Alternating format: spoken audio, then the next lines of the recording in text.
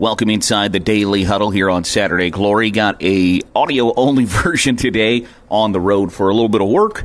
And I'm on the road as much as Michigan fans are moving the goalposts in this scandal, the cheating allegations, where, at first it was, that's not true, and then if it is true, it's not that big of a deal. And now it is, well, before it was, the coaches aren't even mad about this. This is the media trying to tear down Michigan because they can't stand that Michigan is back on top of the college football world. First of all, Michigan's not back on top of the college football world. They haven't done anything or won anything, so to say that is outrageous. But then there was a report this morning that the Big Ten coaches are, I guess, furious. Furious is the word to say. They're furious with Michigan and furious that the Big Ten hasn't done anything about it yet. And I understand that thought process because I would be certain that I would be upset if my opponent had a really huge, gigantic competitive advantage before our matchup, during our matchup, and I would be mad. Yeah, I mean, that makes a lot of sense. What I don't think makes a lot of sense is some of these coaches, reportedly during this phone call with the new Big Ten commissioner, had talked about basically how they knew that this was going on for 3 years and this isn't fair, it isn't right, Michigan got a competitive advantage, and the Big Ten needs to do something about it. And if that's true, you needed to do something about it. If you knew that Michigan was cheating and Michigan was doing things that were improper for, 3 years, don't you have a duty to do something, say something? And that's the problem with all of these coaches have these, really strong opinions on stuff, but they're all worried about being viewed as being a whiner or throwing themselves out there. Every coach will tell you, it's not fair what's happening in the transfer portal or whatever. And then when they're like, okay, well, name names of who's doing things incorrectly. I don't want to throw anybody under the bus. Well, then why are you even bringing it up? And so and I think people are afraid of being proven wrong. That for a long time that people thought Michigan might be stealing signs, but until there was verifiable proof of it, they weren't willing to stick their neck out there. Which, if you think you know something and you think you got proof of it, there's the famous now halftime speech or halftime interview, I guess, of Greg Schiano, the Rutgers coach, during the Michigan game, where he said, there's some funny stuff going on out there, and the reporter, and I don't think she deserves any blame or anything like that, but didn't say a whole lot and didn't follow up with well, what do you mean there's a lot of funny stuff going on out there? Now, supposedly, when those comments were attached to the sign stealing allegations, that they came out and were like, hey, sources said that Greg Schiano was actually talking about the officiating because he didn't want to be tied to the one that is complaining about the sign stealing allegations. And still, really, no Big Ten coaches have come out and said, what they did was wrong. It's pretty clear what they did. We knew about it, etc. And I think part of that is because you look like a doofus if you're we knew what they were doing, and we still let them do it. Well, wait a second. Those things don't necessarily compute. They don't necessarily make a whole lot of sense if you're well, wait, you knew that they were cheating, or you had a pretty good idea that they were cheating, and you didn't really do a whole lot to stop it. That kind of is on you. But I think everybody's just afraid of being viewed as a chicken and a whiner, and I get that to a point. But if I would rather be viewed as a chicken and a whiner than take a unneeded loss. Now there's videos of, it certainly appears as if Jesse Minter, the Michigan defensive coordinator, literally asking Connor Stallions what is going to be the next play during the Ohio State-Michigan game last year, and he tells him, run right, and guess what? Ohio State ran the ball right. So if you think and you know that is happening, you have a duty not only to yourself, but your program, your players, your university, your fan base to say, hey, wait a second, this is happening, and this isn't right. Then you have a duty to do that and to say that. I don't think that's outrageous to think that if you think something of that level of impropriety is happening to where the integrity of the game is affected, how you sit there idly by and wait for somebody else to blow the whistle or wait for somebody else to figure out what is happening, I don't think is right. So I'm not going to sit here and say, Big Ten coaches only have themselves to blame, because I don't think that's true. But at the same time, if you wanted it to stop and you wanted the whistle blown and you wanted the cover blown on what was going on, and supposedly everybody knew, every report comes out that, supposedly Michigan had shared some signs with unnamed schools that ended up beating Tennessee at the end of last season, or, coaches called TCU to tell them what was going on. If you had the foresight and the wherewithal to tell TCU, hey, this is going on and you need to be aware of it, how are you not prepared? Because TCU was obviously prepared. So I just have questions, I think, about why didn't you do more?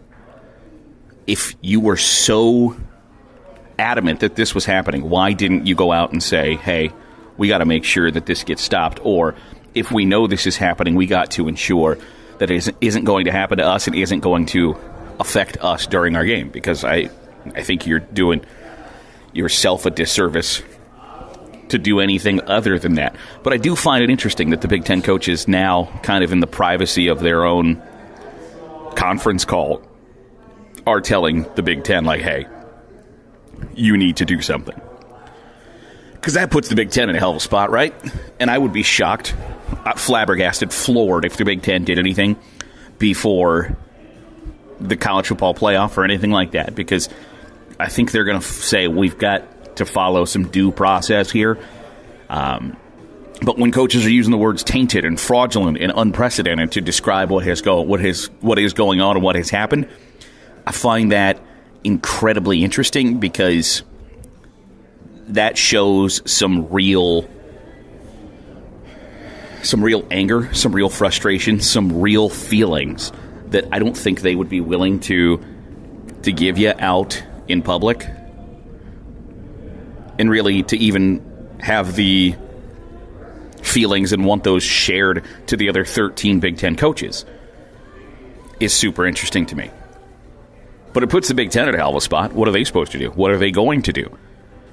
Because they should, whether you agree with what they've done so far, whether you agree or not that Michigan has done wrong, you do have to agree that they deserve to have some time to put their defense together or whatever, I think.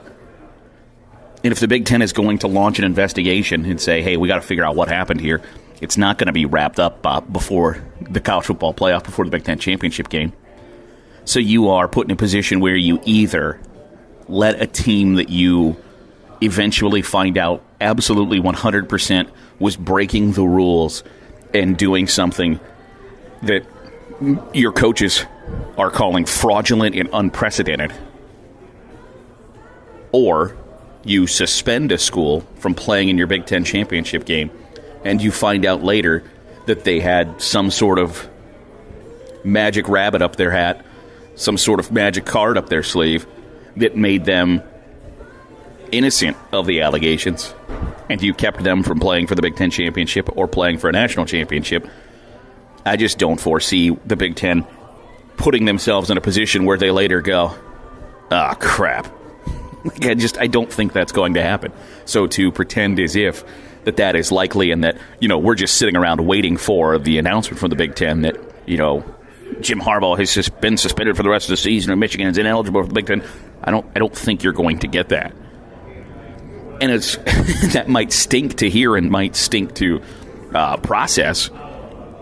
I think it's important, whether you believe that Michigan is guilty or whether you believe that Michigan is innocent, that they be informed, like, hey, here's this investigation, get your defense ready. You've got X amount of time to get this figured out because we have to get it figured out. I just don't expect the Big Ten to put that time frame together, before the end of this month. Like, hey, you've got 28 days to figure out what your defense is, and we got to get to a resolution and a finding in this investigation. I don't think is likely. So, I also think the Big Ten is financially motivated to allow Michigan to continue doing what it's doing, allow Michigan to continue operating the way it is, because there's fat stacks of cash connected to Michigan playing in the college football playoff. So you can take the moral high ground with unfounded evidence, because they're not going to get everything they need in the next 4 weeks. Like, let's just be realistic. These things take time. Whether they should take time and whether the Big Ten should pour every available resource into figuring out what happened and all of those things is a topic for a different discussion. But the reality is they're not going to turn it. They're not going to devote all of their resources to figuring out whether Michigan is guilty or not in the next 28 days. So, when you're not going to get to that resolution, there's no point in disqualifying them for the Big Ten championship game or disqualifying them for being a representative of the college football playoff. And actually, there's an incentive for the Big Ten to allow that still to happen, because that's still a lot of money and fat stacks of cash for the conference if Michigan makes the college football playoff. So, as much morally, ethically, whatever word you want to use, should the Big Ten do something about it? Yeah. But they literally are incentivized to not do anything about it. And I don't think that's the answer anybody wants to hear. Because once we've seen that, like, hey, there's a lot of evidence putting these two together. And I think Michigan, their defense is going to be, Connor Stallions was a low-level staffer that went rogue and was doing this on his own. Because I think the NCAA or Big Ten have to prove that Michigan was paying his expenses and for tickets and hotels and paying the people that were doing the sign stealing when he wasn't doing the sign stealing. I think you have to connect all of that with, like, football department money. And I imagine that that's going to be easier said than done. Like, I just don't imagine that there's a paper trail needed to say, like, I think Michigan is free to accept any of the information that Connor Stallions went out and gathered on his own. As long as they weren't paying him, as long as he was doing it off the clock, as long as he was doing it, as a lone wolf or whatever, that's going to be their defense.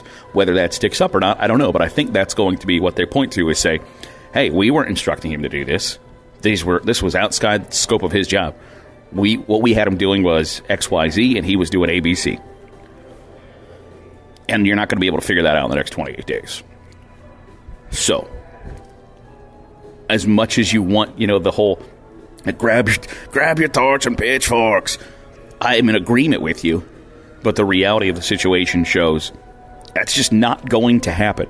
And does that suck? Yes, absolutely, 100%. I hate it. But I have to live in the real world where I know that this isn't going to be resolved. But I do think it puts the Big Ten in a hell of a spot, because you got 13 schools, basically, who are pissed that this happened and that nothing was done about it. And then you're adding 4 more schools who are going to be wondering, like, well, do we have to worry about this continuing if you don't do anything about it? It's a horrendous spot for the Big Ten to be in. But I think they have, and it's not going to be popular, but you have to be fair. And you have to get it right. And if that takes longer than the end of the college football season or the end of the college football playoff even, you owe it to your universities, your member schools, your football coaches, fan bases, etc., the college football world as a whole, frankly, to get it right. And if that takes time, while that might suck, and even if Michigan goes on to win the national championship and we find out later, like, no, there is a paper trail, there is, like, verifiable proof that this happened. While they might have the trophy, everybody knows, and everybody will know, that it's tainted. And I'm okay with that, I think. But we'll see what happens. But I know that the Big Ten is in a hell of a spot. I think Michigan's in a hell of a spot. You lose any game now, people are going to know how and why you lost that game. I've just always chalked it up, any of their losses, to, like, Harbaugh's going to harball. At some point, they are going to lose a game due to his lack of focus or his arrogance or something like that. But the first time they lose, you can already guess the reaction, and I kind of can't wait for it to come down. So that'll do it for today's episode of the Daily Huddle. Certainly appreciate you making us a part of your day, however it is, wherever it is you're doing so. If you're watching here on YouTube, appreciate you sitting through the audio-only version. If you're listening on a podcast, drop a 5-star review. It goes a long way in helping us out, get in front of more college football fans. By the way, subscribe to the YouTube channel. Make sure you're getting all the great college football content, whether it's the Daily Huddle or the Calculated Risk or the recruiting videos that are going to keep popping up here on Saturday Glory. You're going to want to see all of that college football content. So hit that subscribe button. Podcast listeners, hit the 5-star review. Let us know how we're doing. It helps us out in more ways than you could ever possibly imagine. And we certainly appreciate you here.